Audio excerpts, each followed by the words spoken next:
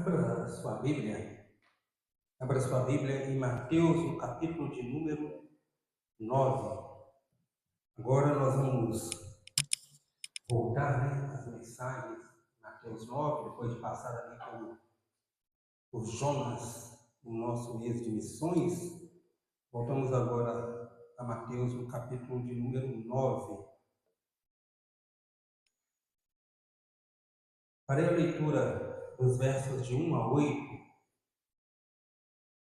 A cura de um paralítico em Cafarnaum, peço que os irmãos acompanhem.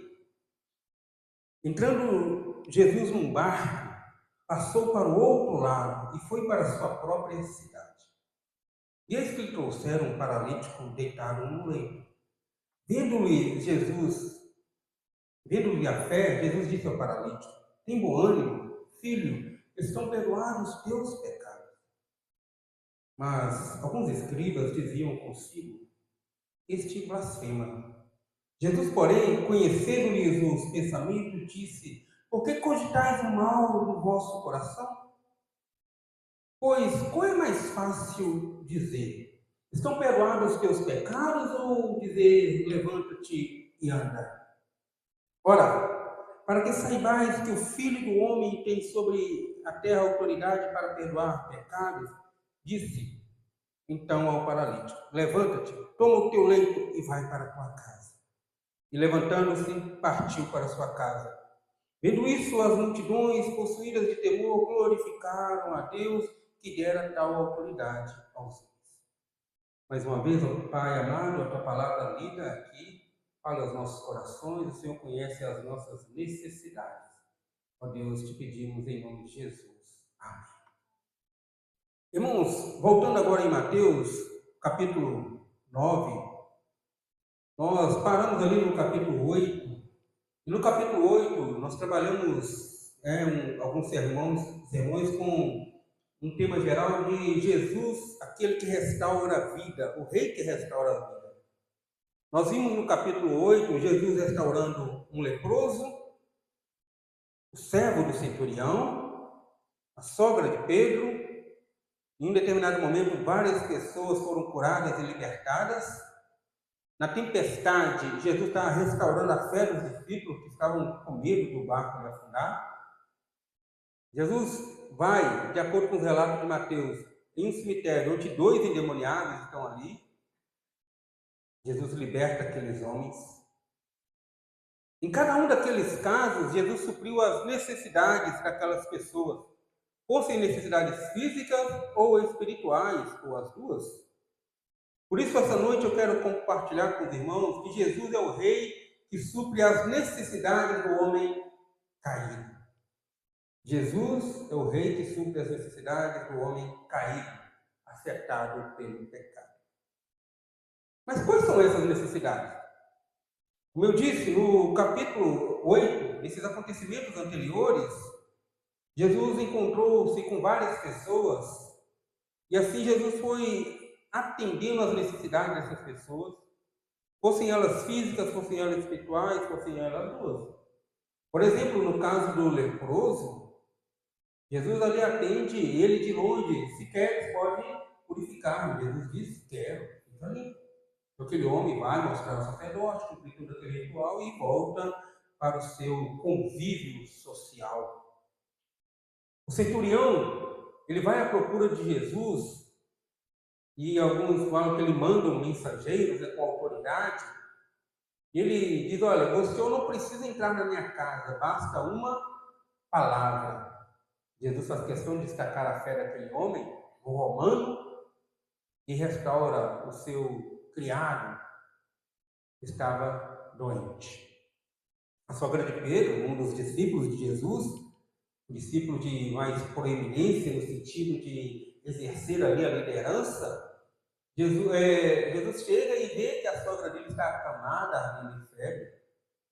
E assim, a cura daquela enfermidade, ela imediatamente passa a servi-lo. Depois, Jesus, em um dos seus discursos, vai curando e libertando várias pessoas.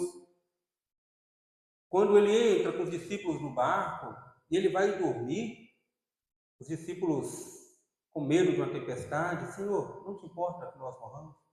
Jesus chama a atenção deles com relação à fé, e assim Jesus restaura, podemos dizer assim, a fé deles, ou fortalece a fé daqueles homens. E por fim, Jesus, lá no cemitério, 2 homens, Mateus fala 2, outros evangelistas falam 1, aqueles homens que viviam ali acorrentados e nada podia segurá-lo, amedrontando toda aquela região. Jesus liberta. Mas quais são as necessidades que o homem possui? Nós agora estamos no capítulo 9, diante de um homem, de um caso, que na verdade envolve todas as nossas necessidades. Todas as necessidades que nós temos, nós podemos encontrar nesse paralítico aqui de Cafarnaum. Lembrando que Cafarnaum, como o verso primeiro diz, Jesus entra no barco, ou seja, ele sai de Gadara, pega o barco, atravessa o mar da Galileia, volta para Cafarnaum, chamado de sua cidade.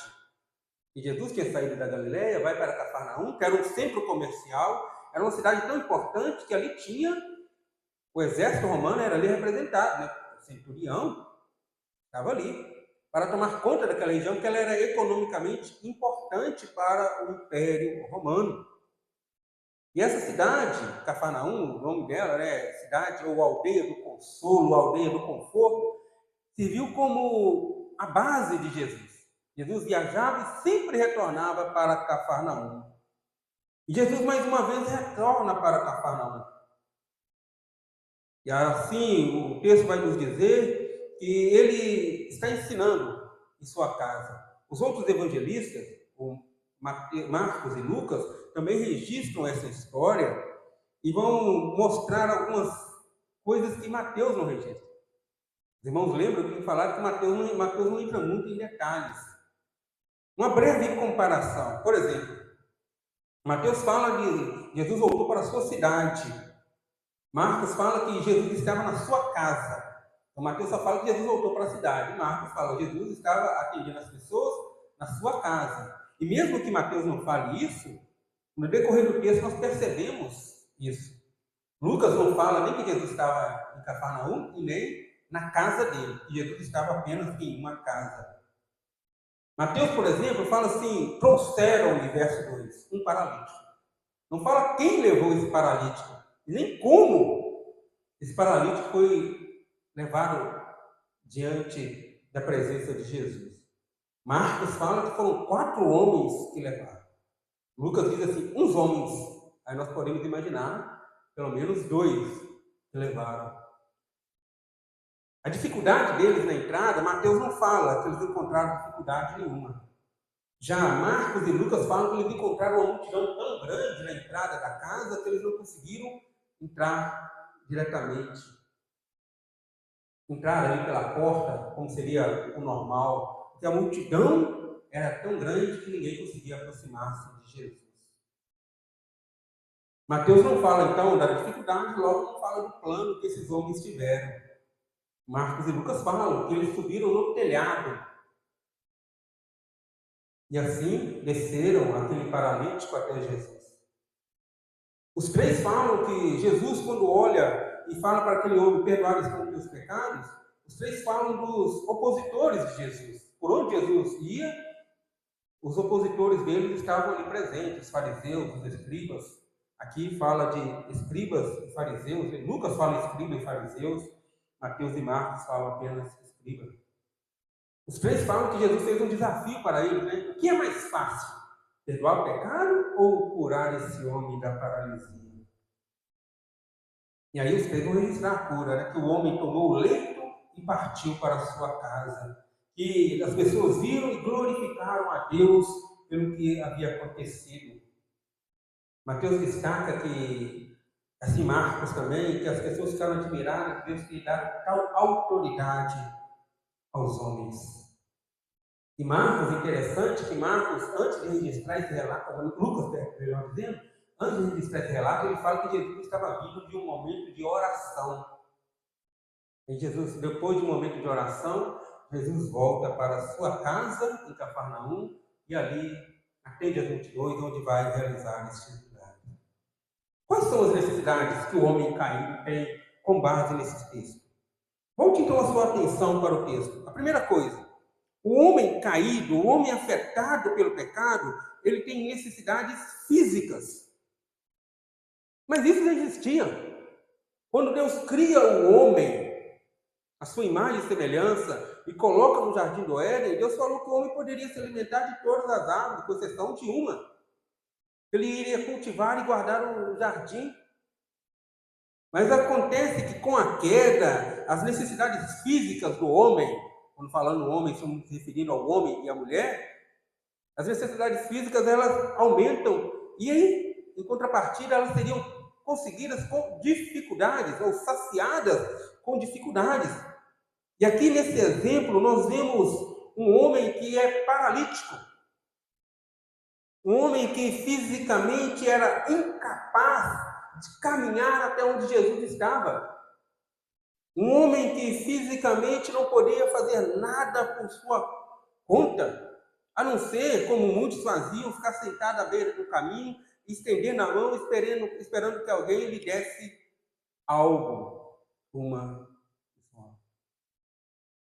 Nós temos as nossas necessidades, tanto que o nosso Senhor, quando ele foi tentado como homem, ele foi tentado naquilo que nós temos necessidades.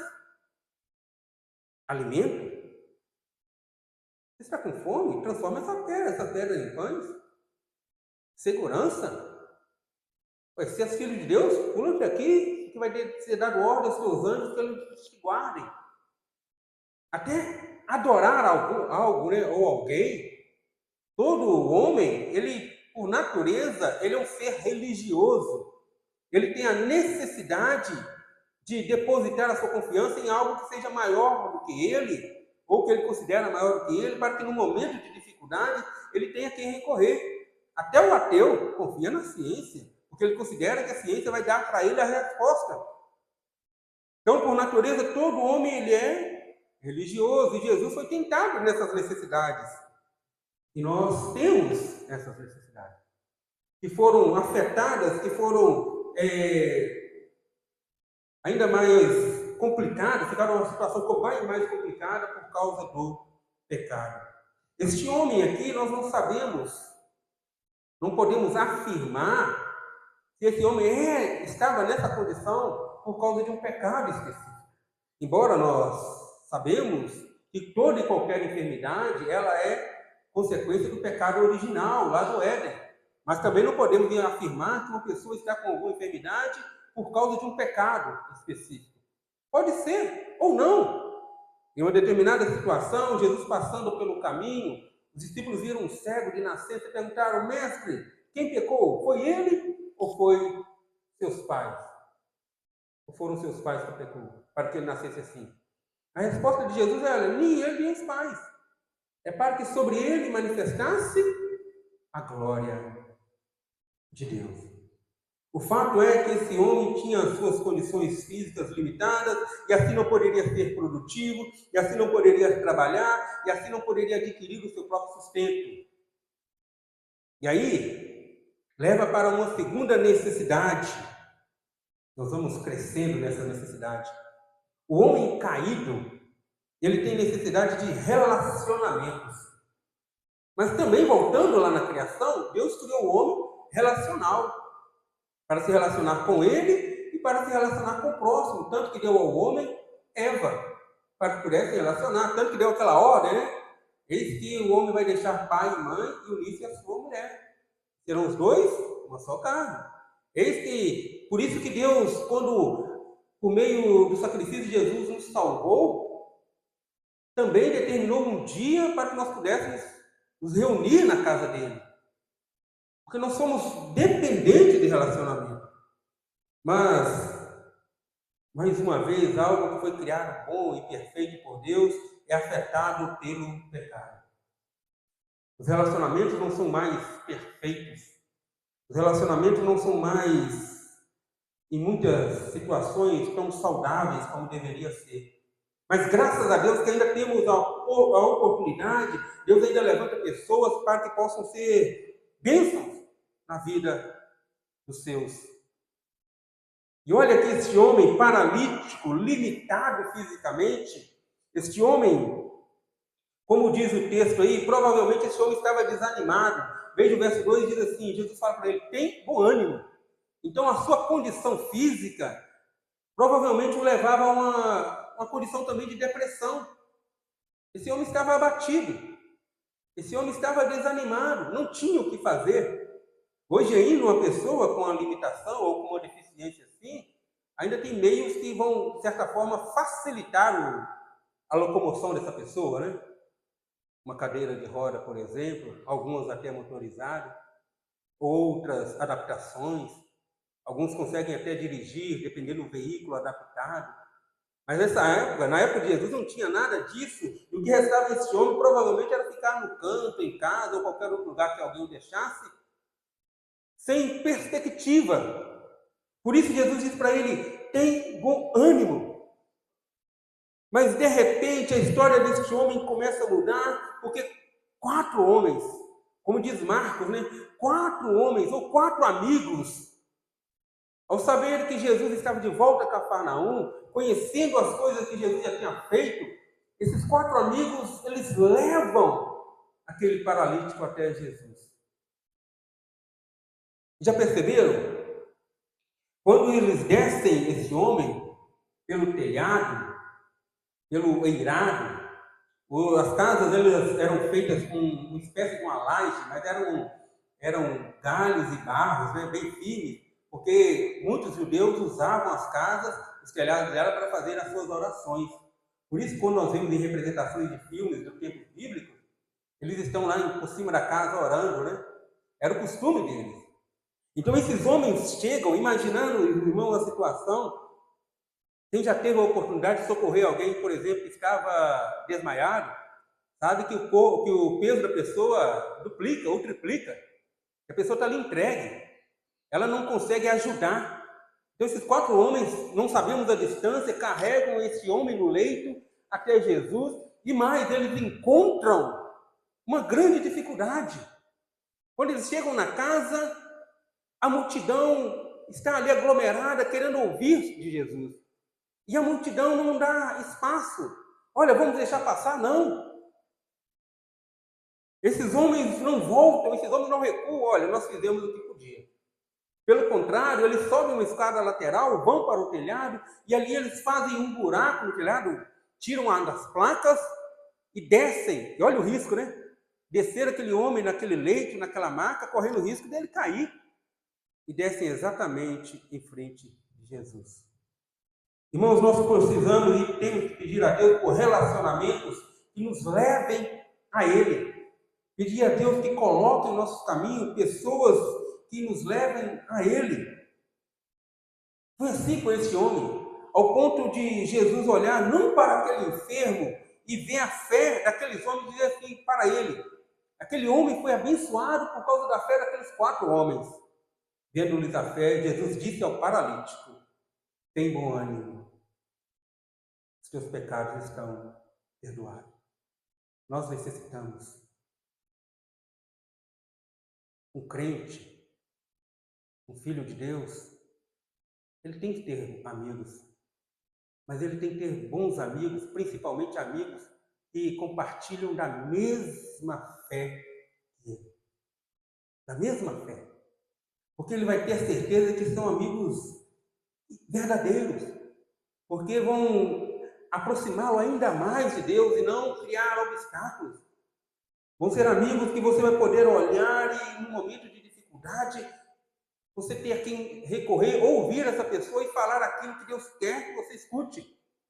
E esses homens levam esse paralítico, limitado por suas condições físicas, até Jesus. E Jesus cura este homem. Este homem não só estava psicologicamente ou emocionalmente abatido, Jesus fala para ele tem bom ânimo, como ele também estava, de repente, se sentindo não querido. Jesus chama, né? Tem bom ânimo, filho. Tem bom ânimo, filho. Tudo isso, esse homem ouviu por causa de 4 amigos, por causa de relacionamentos de pessoas que queriam o melhor para ele, mas não de qualquer maneira. O que aqueles homens puderam fazer, eles fizeram. Arrumaram um leito, arrumaram um jeito de transportar aquele paralítico até Jesus, arrumaram um jeito de chegar com ele à frente de Jesus, apesar de todas as dificuldades. O que eles puderam fazer, eles fizeram. É por esse tipo de relacionamento que nós temos que clamar a Deus: Senhor, coloque nas nossas vidas pessoas que são tementes ao Senhor. Porque em determinado momento nós podemos estar nessa situação desse paralítico e precisar de pessoas que vão nos socorrer. O apóstolo Paulo, em uma determinada situação, quando ele escreve para Timóteo, ele escreve assim: olha, eu me senti abandonado, as pessoas foram me deixando, mas depois, no decorrer do texto, ele vai lembrando: peraí, tem um que está comigo, tem um que não está comigo aqui porque eles têm outro lugar que eu mandei. Ou seja, se eles estivessem aqui, com certeza eles seriam o meu apoio. Mas nós temos que pedir por pessoas que nos aproximem ainda mais de Deus. Mas a maior necessidade do homem caído está no fato de Jesus olhar para aquele homem e dizer assim: perdoados estão os teus pecados. Esta é a maior necessidade. Temos necessidades físicas, temos necessidade de relacionamentos, de bons relacionamentos, mas o homem tem a necessidade de ter os seus pecados perdoados. Chama sua atenção aqui, quando Jesus faz um desafio, pois qual é mais fácil? Quando Jesus fala para aquele homem: filho, perdoar estão os teus pecados, aqueles escribas, aqueles fariseus que estavam ali, eles começavam, eles não disseram, né? Mas na sua mente, nos seus corações, eles estavam assim: este homem está blasfemando. Porque o único que pode perdoar pecado é Deus. E blasfêmia era pecado passível de morte, de apedrejamento. Mas Jesus, conhecendo o coração, que maldade é essa que vocês têm no coração de vocês? Jesus então faz o desafio: o que é mais fácil? Dizer para este homem: estão perdoados os teus pecados, ou mandar ele levantar e andar? E aqui tem algo interessante, muito interessante, porque os judeus acreditavam que as enfermidades eram consequências de pecado. Eram consequências de pecado. Logo, se uma pessoa fosse curada, era sinal que o pecado dele havia sido perdoado. Então Jesus usa a armadilha deles contra eles. Por isso que Jesus inverte. Lembra que primeiro Jesus falou o quê? Perdoados estão os teus pecados. E agora Jesus vai falar o quê? No verso 6: levanta, toma o teu leito e vai para a tua casa. Então, quando eles questionam nos seus corações que Jesus não poderia perdoar pecado porque Jesus não é Deus, Jesus, conhecedor de toda aquela tradição que eles arrumaram depois do exílio, de falar assim: olha, se você está em pecado, isso vai ter um problema, vai trazer um problema na sua vida, na saúde, por exemplo. Se você está com alguma enfermidade, é porque você tem pecado não confessado. Por isso, os discípulos perguntaram para Jesus: quem pecou? Foi ele ou foi os pais dele? Então, quando Jesus agora, em vez de falar novamente, perdoar os seus pecados, Jesus fala assim: olha, levanta, toma o seu leito e vai para a sua casa. Jesus está mostrando: olha, eu tenho autoridade. Porque no fundo vocês pensam que este homem está nessa condição porque ele cometeu algum pecado. E logo, se ele for curado, significa que o pecado dele está perdoado. Então, Jesus toma o teu leito e vai para a tua casa. Jesus, com essa estratégia, Jesus, com essa atitude, com essa ação, Jesus calou ali os escribas. Irmãos, a maior necessidade do homem é ter o pecado perdoado. As condições físicas daquele homem não eram o seu maior problema. Pode ser que esse homem estava nessa situação por causa de um pecado específico que o levou àquela paralisia. A maior necessidade dele, ele poderia ter saído dali curado, mas ainda se sentir vazio. Jesus não só o cura fisicamente, mas também o cura a sua alma. Perdoados estão os teus pecados. São muitos poucos textos nos evangelhos que Jesus fala assim: ó, perdoados estão os teus pecados. São muitos poucos. Talvez 2 ou 3, juntando com esse daqui. Jesus teve essa atitude para mostrar exatamente, olha, eu sou Deus. Então vocês estão me acusando de ser blasfemador, mas na verdade é vocês que estão blasfemando por não reconhecer ou não reconhecerem a minha divindade. E eu sou filho de Deus. Eu sou aquele que tem poder para perdoar o pecado. E a pessoa, quando ela tem o pecado perdoado, os outros problemas, como Jesus mesmo destacou aqui, né? Tem de bom ânimo, ou seja, o desânimo vai embora.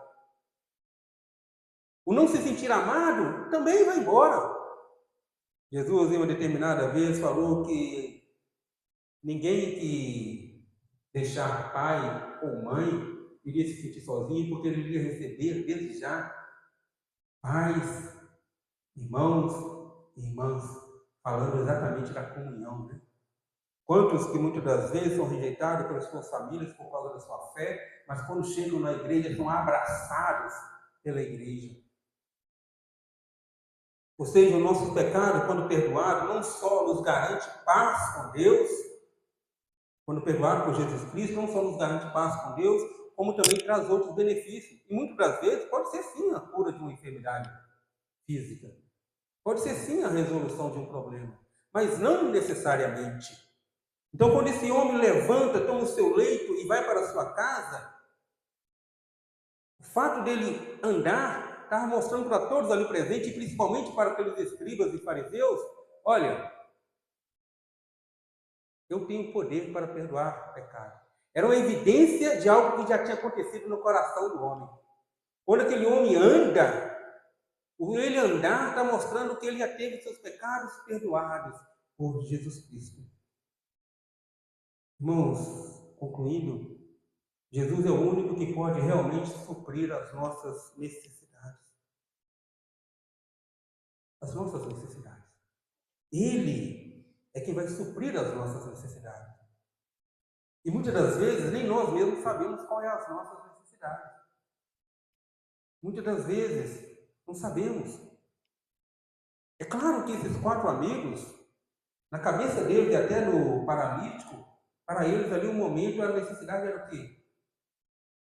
Andar, ficar livre da paralisia.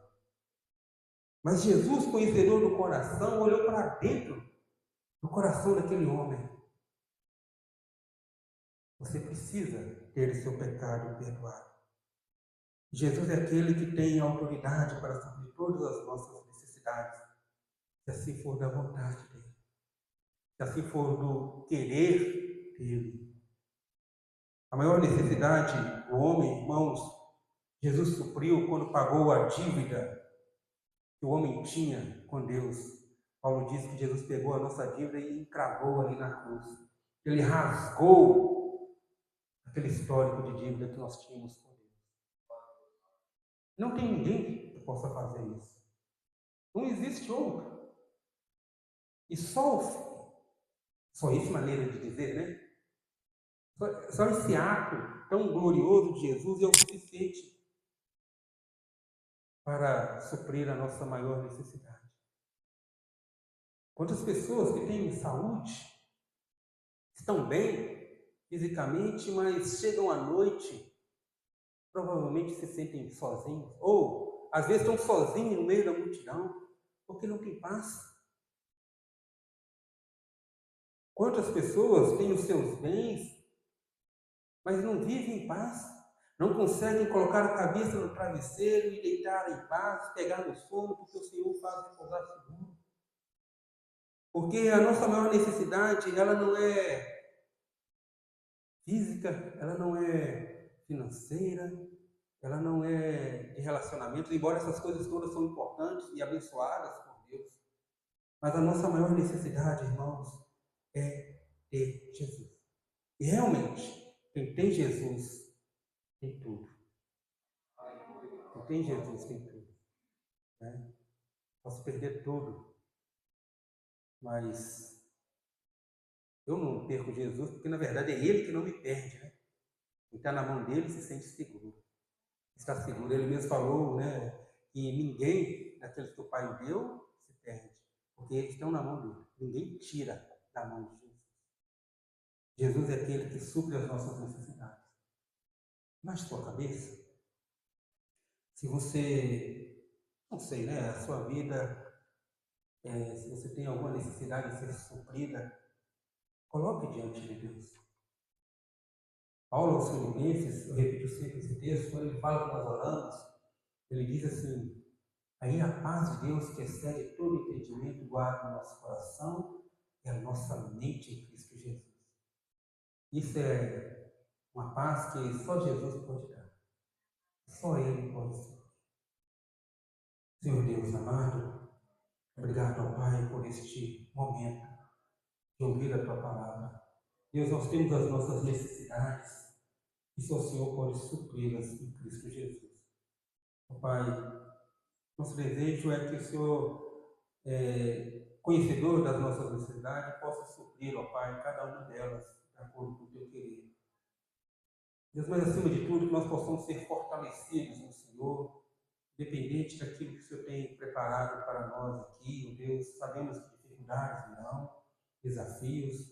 Te pedimos, ó Pai, que o Senhor coloque em nossas vidas pessoas comprometidas com o Senhor, pessoas que vão nos ajudar a crescer na fé, na graça, no conhecimento de Jesus Cristo, pessoas que vão ser bênção em nossas vidas, que nós também possamos ser bênção na vida dessas pessoas. Que assim o mundo possa olhar, ó Deus, para os nossos relacionamentos e desejar, ó Pai, ó Deus, que a Tua igreja possa ser assim, Deus, nós possamos cuidar uns dos outros, nós possamos, ó Deus, divulgar, que nós possamos, ó Deus, compartilhar esse Jesus que supre as necessidades, assim como a mulher samaritana fez, ao ter a sua necessidade, o seu vazio preenchido ali no coração, correu a compartilhar, assim como muitos outros fizeram, Pai, que essa igreja possa ter essa coragem de compartilhar. Jesus Cristo é o único que supre as reais necessidades. E é em nome dele que nós oramos. Amém. Amém. Convido a nossa equipe de louvor aqui à frente. Eles vão cantar um cântico agora, né? Santo, enquanto nós nos preparamos para o momento da ceia.